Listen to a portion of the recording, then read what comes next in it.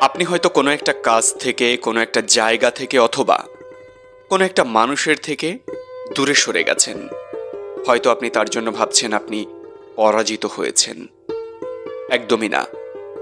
যখন আপনি নিজেকে সম্পূর্ণরূপে সরাতে সক্ষম হয়েছেন, তখন আপনি ধরে নিন আপনি আর আগের মানুষটি নেই।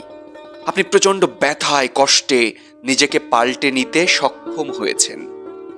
যে জিনিসগুলো দিনের পর দিন সহ্য করে গেছেন, সেই জিনিসগুলোকে হুঙ্কার দিয়ে প্রতিরোধ করা শিখে গেছেন। না বলা যে কথাগুলো ছিল যা আপনাকে ক্ষতবিক্ষত করত প্রতি মুহূর্তে, দিনের পর দিন তা বলার শক্তি আপনি জোগাতে পেরে গেছেন। যে মানুষটিকে পাওয়ার জন্য আপনি যুদ্ধ করছিলেন, তার অবহেলাগুলোকে, অভিনয়গুলোকে সহ্য করে আসছিলেন হারানোর ভয়ে, সেই আপনি তাকে স্ব ইচ্ছায় ছেড়ে দিতে সক্ষম হয়েছেন।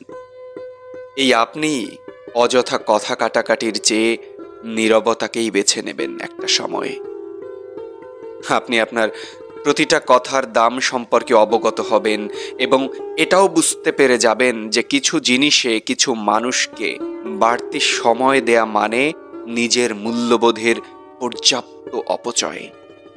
কিছু মানুষকে ছেড়ে দিয়ে নিজের ভার কমাতে হয়। আবার বলছি, কিছু মানুষকে ছেড়ে দিয়ে নিজের ভার কমাতে হয়।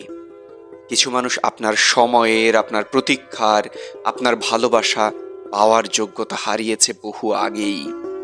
কিন্তু সিদ্ধান্তে আসতে আপনার কিছুটা বেশি সময় লেগেছে, এই আর কি, আর কিছু না।